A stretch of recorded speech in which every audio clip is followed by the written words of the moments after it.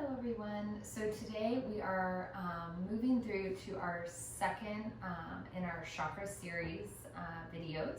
So today's focus is going to be on the solar plexus region, which is the chakra that sits just above your navel on your spine. In a previous video, we covered the root and the sacral chakra in one video, and the connection, kind of the contractions between those two, how they link. And then those two link and connect upwardly towards that solar plexus chakra region that we'll focus on today. So only one section of our 7 chakras is the focus.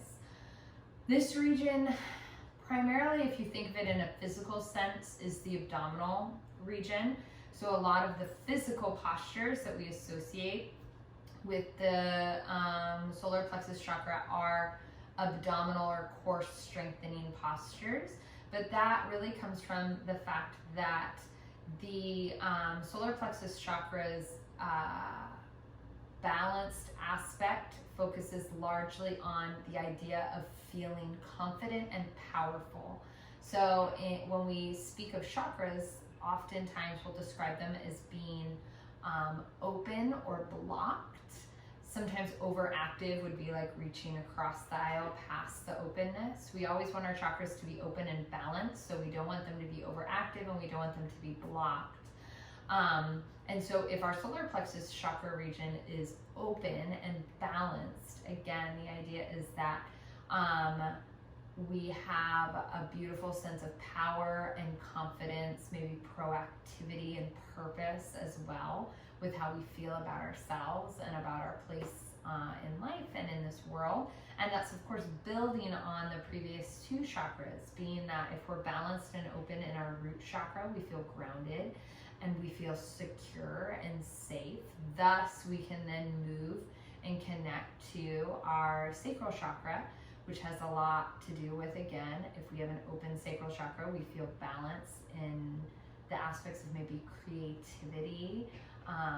And then again, as that stays balanced and open, we can flow and connect to our solar plexus chakra, which focuses on feeling powerful and strong, confident, and living life with a purpose. So this region's element that we often reference is fire. So it's a beautiful kind of physical feeling when you feel the abdominals burn from the effort that you're doing. You're almost feeling that fire and that energy that sits within that chakra as well. So it's a beautiful way to, again, just have a reminder of how we can connect physical feelings to the emotion or mental or spiritual aspects of the chakra. So you can see I'm sitting in our Sukhanasana. That's where we're going to begin. Again, we want to remember to apply what we've learned from the previous series, meaning that our tailbone, our root chakra, is connected to the earth so that we feel nice and grounded. Our hips are open and relaxed, remembering what we learned from our sacral chakra practice. And now we're going to focus on our breath and how our breath affects our belly. Again, thinking of that sacral chakra area, that upper area of the abdominals. Maybe placing a hand, right hand there, left hand on the heart.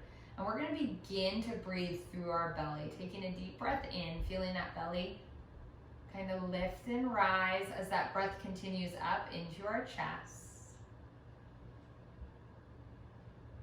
And exhaling, feeling that chest release and collapse, the belly release and collapse as well last.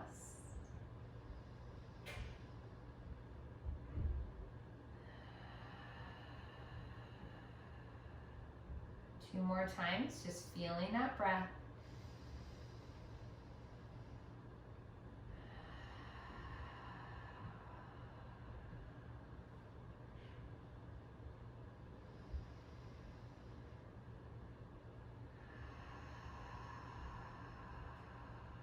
Wonderful. Let's bring our hands to our knees. We're going to continue that inhale and exhale, but add circles.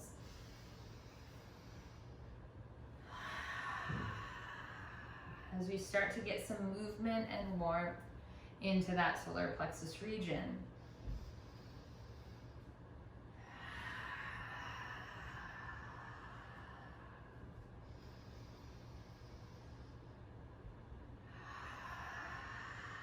Pause at our center, move in the opposite direction, same thing. Again, your movement might be a little faster, slower than mine, that's fine. Move with your breath.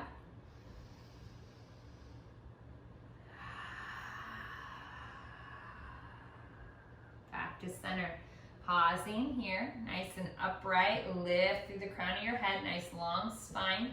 Now you may have heard I'm practicing my Ujjayi breath. That is breath that is a very heat awakening breath, meaning that it's meant to create kind of a fiery heat and energy in the body. You do that, and we learn this in our pranayama series, by inhaling and exhaling, kind of feeling that hiss or that ha right at the base where the throat meets the jaw. You can even place your hands there to kind of feel those vibrations.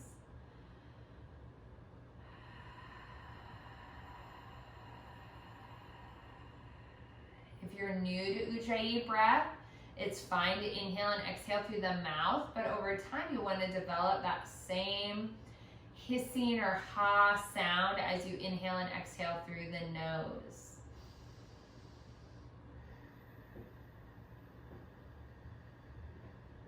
So you can still create that vibration in the throat even when that air passes through your nasal passages.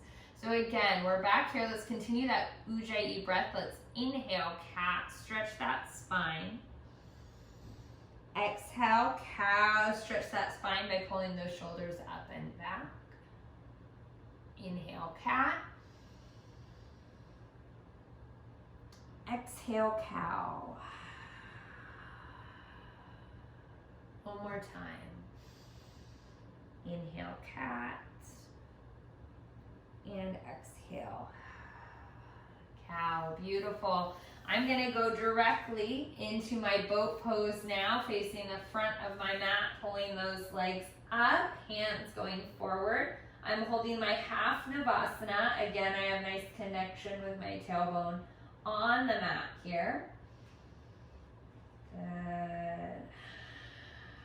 We want 3 to 5 breaths in this half Navasana.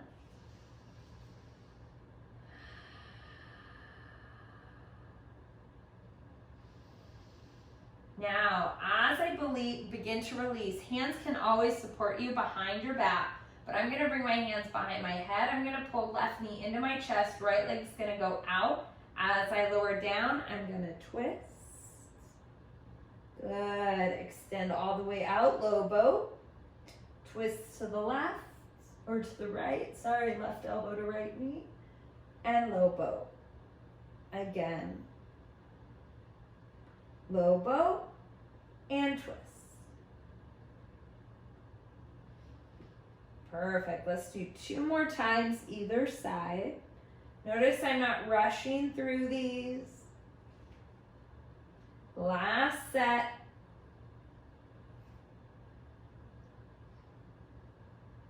Good. Once we extend back to our low boat, hands come out, knees come into the chest. Good. Now, as you hold this double kneaded chest stretch, always remember we can modify any of the low boat activities by it, rather than having both feet out, always bending one knee. So always just keep that in mind if you ever need to modify future low boat exercises. From this double kneaded chest stretch, I'm going to come back to half Navasana. I'm going to use those deep abdominals muscles to pull myself up without touching the ground. Good. Let's go into round 2. Here we go. Low boat and twist. Extend and twist. Good. Back and forth.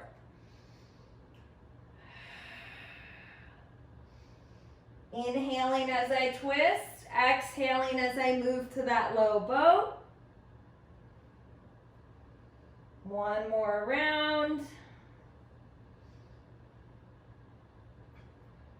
Just like before, low boat to double kneaded chest stretch. Very good work.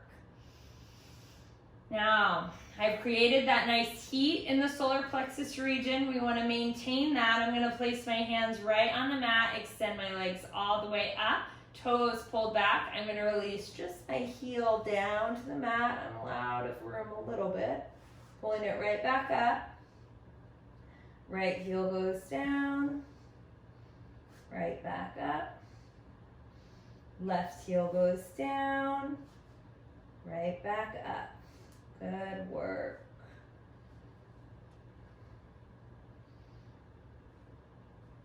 Again, double kneaded chest stretch. Feeling that heat. We're going to do one more set before a longer recovery. Hands come back alongside of us. I'm just adjusting it ever so slightly. Legs go back up. Only this time, I'm going to lift my eyes so I can see through those legs. I'm going to reach beyond, and I'm going to lower both legs down. Low boat, right back up. Good, low boat. Nice, beautiful exhale. And back. Beautiful ujjayi. Inhale and exhale. One more. Wonderful work. Just like before, nice open double kneaded chest stretch. Maybe a rock side to side. And then we're going to go ahead, transition into a happy baby. Hands alongside those feet, extending those feet into those hands, maybe lengthening a bit. Now in true happy baby, we want to try to keep the tailbone down on the mat unless you're really intending to stretch more through the hips or the hamstrings like I'm doing here. Otherwise, we want those hips to stay low, knees kind of coming down towards the underarms or elbows.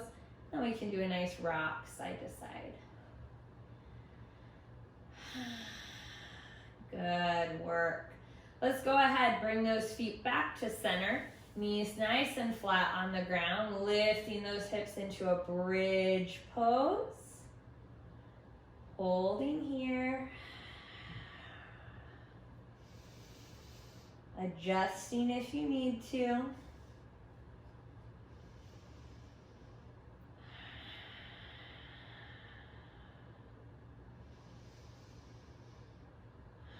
Wonderful work. Now, as I release this bridge pose, let's press through our forearms. See how I've like squeezed my shoulder blades and my upper arms underneath my body a bit? So I release here, I'm going to extend legs up to the sky and pull those knees into the chest, pull through those forearms. We're going to enter a shoulder stand. Now notice how I'm letting those hands walk up my spine, really lengthening through that upper back so we get a nice long line for most of our spine until it curves into our cervical area. Now to hold this shoulder stand nice and straight, and mine's probably not perfect, but the goal here should be to really have those abdominals engaged nice and tight. Now watch, as I release my shoulder stand, even if I wasn't holding onto my back, I'm going to release super slow because I am using those deep abdominal muscles to fight that urge to let those hips like just unroll and let gravity kind of do the work, right? We're not relying on momentum, we're kind of fighting that. So again, we're going to do that 2 more times. Good. Once we go from that double kneaded chest stretch back to our bridge, forearms on the mat, kind of pulling those upper arms underneath us so that again, you can see how we could already kind of find that support that we would use for our shoulder stand if we needed to. Let's slowly release those hips down, legs go up and roll. If you have trouble rolling into a shoulder stand, that's fine. We can just keep those legs extended with our hips and lower back on the mat.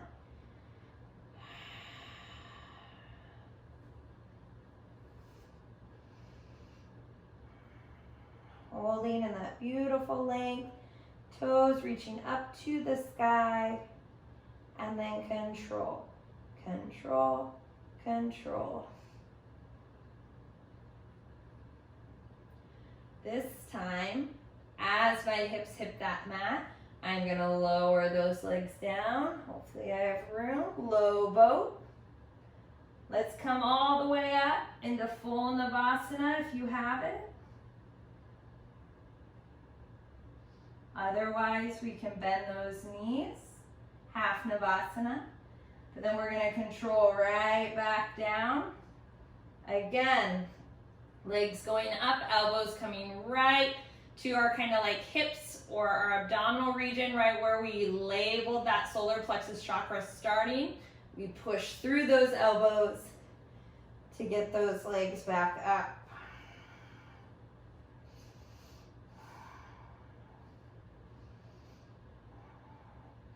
Now, just like before, so we can practice that exit, we control that release down, down, down, but now we know where we're going. We're going right back, as I almost lose it, right back into our full boat.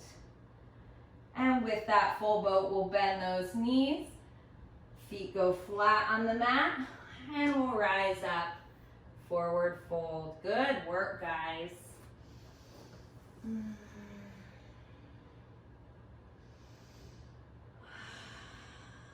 Let's take an inhale, nice flat back.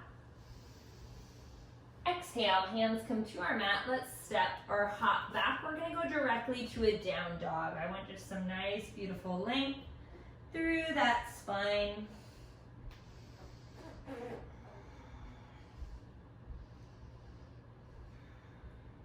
Good work. Now, I'm gonna go ahead from my down dog, put my right knee right in the middle of my mat so I can turn and face the camera. So I'm gonna kickstand that foot out. Right hand ends up right near the front of my mat. And I'm gonna reach high, like so. Now, as I float this left leg, I'm gonna reach left knee to left elbow and back down. Good, pull it in and out. In and out. Good, two more. And out. Last one, in and out. Beautiful. As I drop that left leg, we can hold just our side plank here. Or if we want to make it a little more challenging, let's float that right knee, pull it into our chest, extend it all the way out, side plank. Beautiful. From that side plank, we can transition back to our high plank here. Taking our first vinyasa of our class. Lifting into a nice gentle cobra or upward dog before taking your down dog. Cobras and upward dogs should feel really nice because they're going to lengthen through that solar plexus region if we're using those abdominals a lot.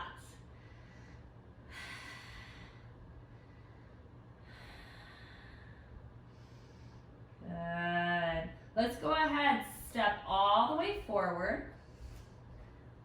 Both feet, forward fold. Good. Let's take a big reach up, deep breath in. Hands to heart center. Now I'm going to go ahead, cross my right foot completely over my left, hands go up. And then I'm going to reach down with my left hand, crossing across my body here. Good. As I come back upright, I'm going to use these crossed legs to kind of do a fancy little twist. So I'm facing the opposite side of my mat. Deep breath in, reach up. Exhale, forward fold. Inhale, flat back. Let's exhale, walk those hands all the way forward. Take a vinyasa if you'd like, or meet me in downward facing dog.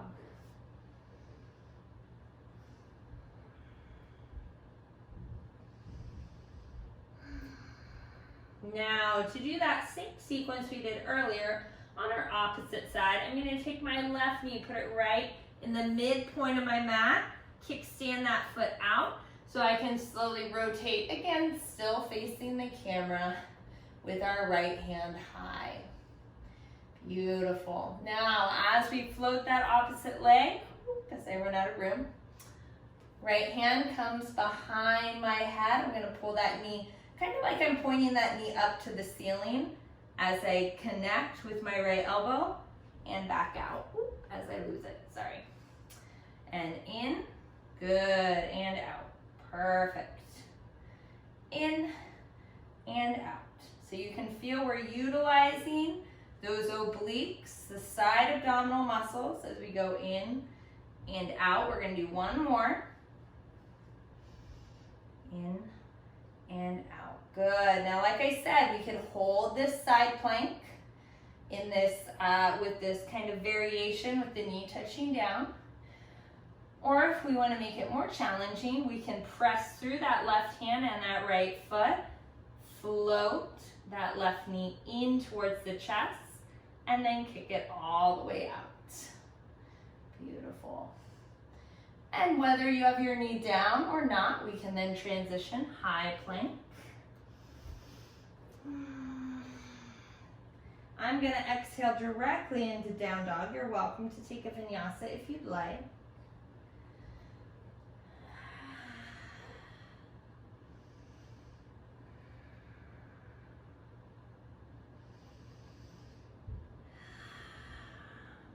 Taking our time, we're going to return again to the front of our mat, feet stepping up, forward fold.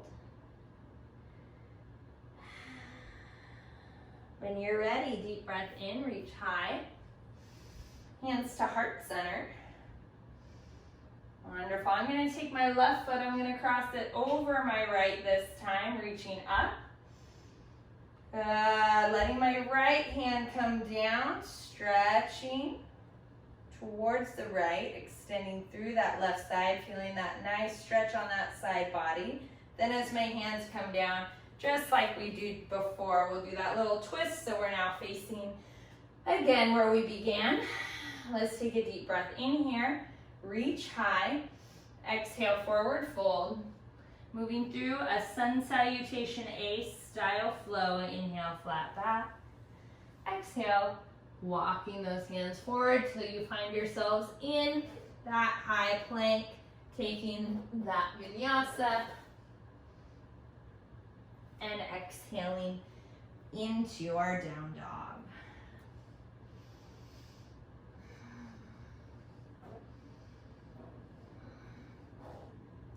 Now let's pause from here, dropping to the knees, sitting back on the heels, child's pose, balasana.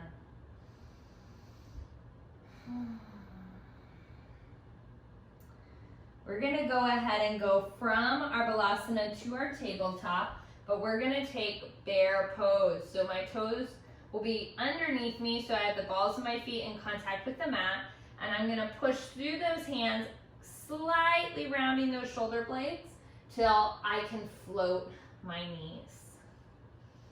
Good. Now as I float my knees, I'm gonna extend my right leg back, but then pull that right knee into the chest and kick it all the way across, like so. From here, I'm gonna lift nice and high, almost like a wild thing. Good. Pulling it back, almost like I'm pulling that knee to that elbow, rotating right back around to bear pose. Same thing, opposite side. Left heel goes back, pull knee into the chest, almost like I'm touching knee to elbow, extending all the way out and back.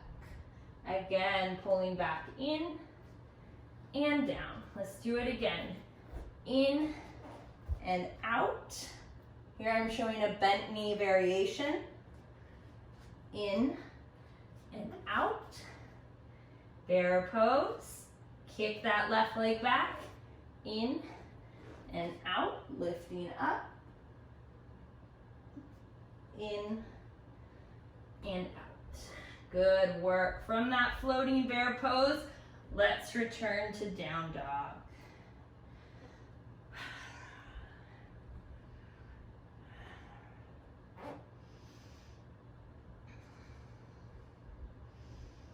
Now, I'm going to go ahead, ease back onto my knees, but rather than take child's pose or balasana, I'm going to sit back, half hero.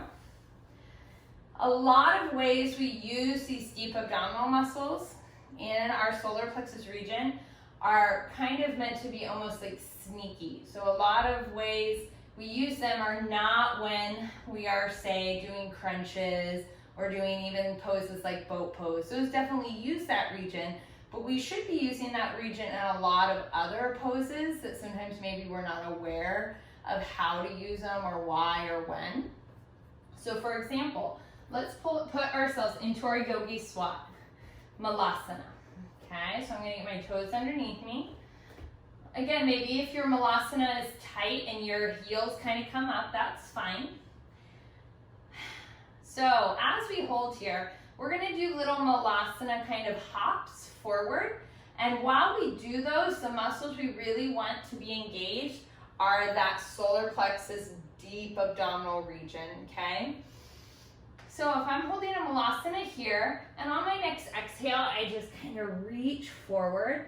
Imagine I'm like trying to be like a frog and hop. Get these hands to be in malasana, or these feet, sorry, to be in malasana up where these hands are. So I'm gonna reach, I'm gonna come up onto those toes and kind of pull those feet underneath me. Again, reach and pull. Now, did you notice how I landed very softly?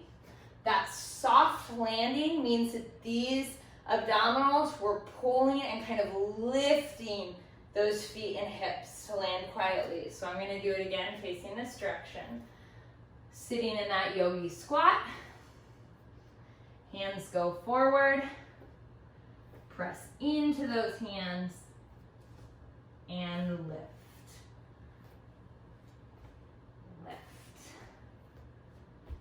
Lift. Let's go back, opposite direction again.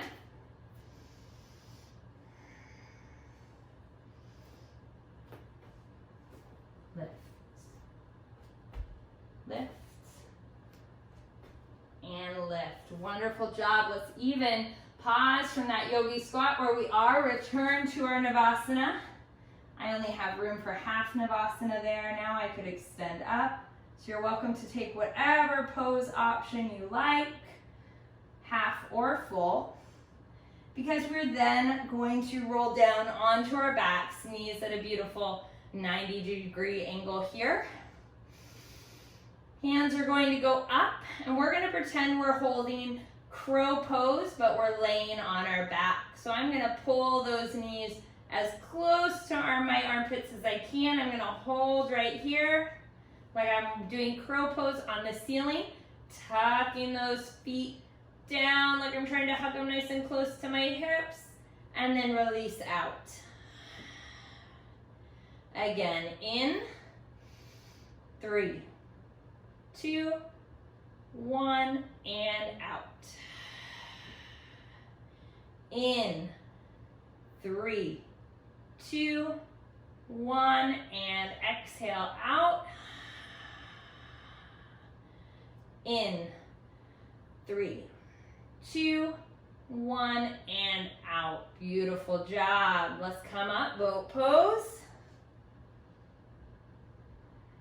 Feet on the ground, Malasana. Now I've run out of room in the space I have to do yoga today, so I'm going to do a tiny hop back. Take my Malasana here, because then I would like to give you the option to work into your crow pose, because again, crow or Kakasana, which is the Sanskrit term for it, uses those deep abdominal muscles. So here, as I place my hands on the mat, I'm going to rotate those arms and knees to face forward and in. Resting right on that little ledge I've created with my chaturanga style arms. Good. So you can hold your crow as long as you like. There are also little variations if you'd like to add to make your crow stronger. So for example, one that I love is I enter my crow is toe taps. Good. Tapping my toes down towards my wrists while holding my crow nice and solid. Good. Sitting back in Malasana. Now to keep that fire in those abdominals, we're not completely releasing from here.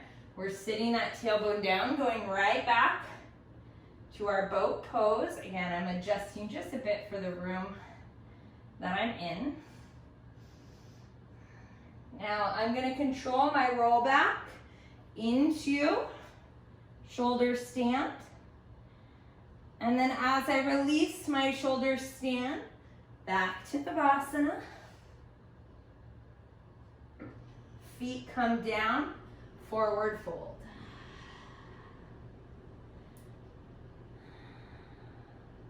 Good. On my inhale, roll back up. Back to boat pose. Here I'm going to show just a modified version of it. So again, I've been showing like extended Navasana. This is still 100% boat pose. It's just a different variation. So this is always one that can be used. As I roll back, I'm going to show our variation for our shoulder stand. I love if we can't get that roll up and hips can't get underneath our hands, just keeping those legs extended and maybe reaching up. So we're getting an abdominal work here for the toes. We're reaching, trying to lengthen, really engaging here. Because then we can release, same way, go to that modified boat pose. And again, you can always switch sides. That gives a little extra work in your hip flexor, even if you have that opposite foot down. Again, releasing down, shoulders stand.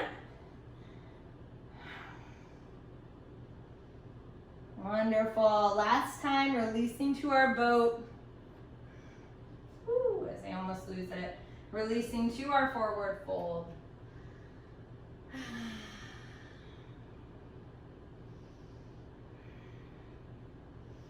Now one pose I do want to add in that I'm not 100% sure I've shown in any of my recent videos, but I'm going to adjust just so I know you guys can see, is taking our shoulder stand into a plow pose. Plow pose is a more advanced posture, and it does require flexibility in the cervical spine as well as space between the chest and the legs, and we create that by having openness through our shoulder blades as well, being able to kind of cat stretch our spine.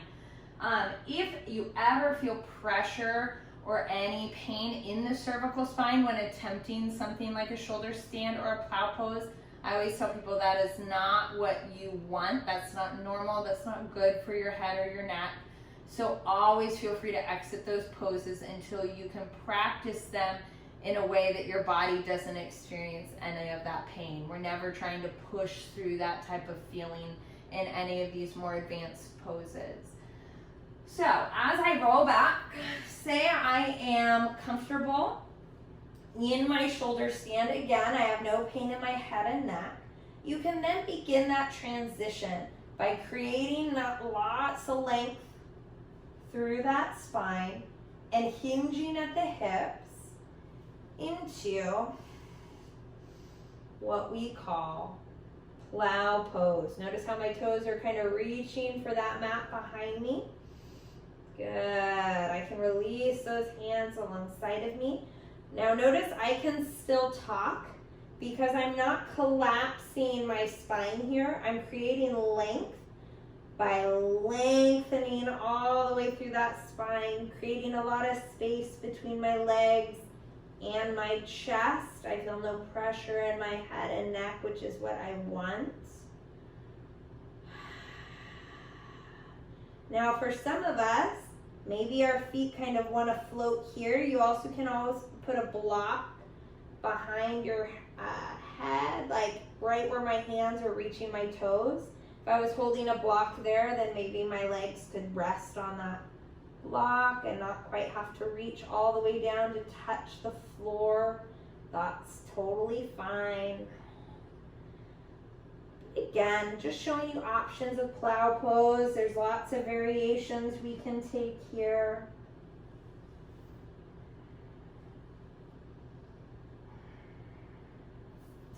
Now, as I slowly release, again, I'm always fighting that momentum. So I'm going to transition back to that shoulder stand. And control my hips, re-entering contact with that ground. Wonderful work. And to create that cyclical kind of feel in our practice, I want to return to, again, just one of the iconic abdominal solar plexus poses, which would be Ardha. Ooh, as I lift, I need more room. So lifting up into Arnavasana. Exiting from that Navasana into our Sukhanasana. I'm going to face the camera. So we all meet right back here, again, where we started. Let's do a few more cycles of our Ujjayi breath with our cat-cow stretch. Dropping that chin to our chest. Inhale. Exhale up. Inhale down. Exhale up.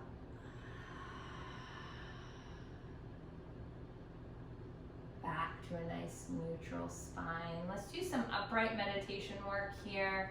So using this as our Shavasana. Just a few moments of stillness and quiet. Grounding those hips into the mat, that tailbone firmly planted underneath us. A mantra that is common to the solar plexus region can be something as simple as I am powerful. Another common mantra for the solar plexus region.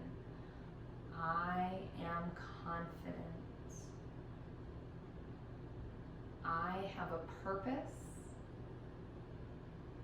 I am strong. I am brave. I move through my life with productivity and with grace. Any of these mantras spoke to you, I encourage you to really allow that to be the intention you set moving forward.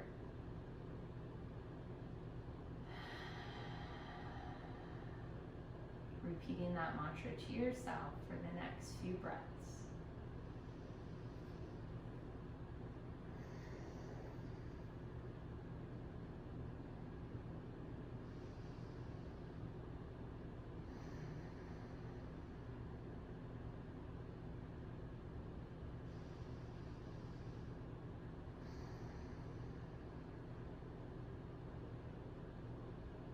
As we bring our hands to heart center, we can open our eyes. As always, the light in me honors and sees the light that is in you. It's always a joy and an honor to share my practice with you and hopefully lead you in your own practice. Thank you so much. Namaste.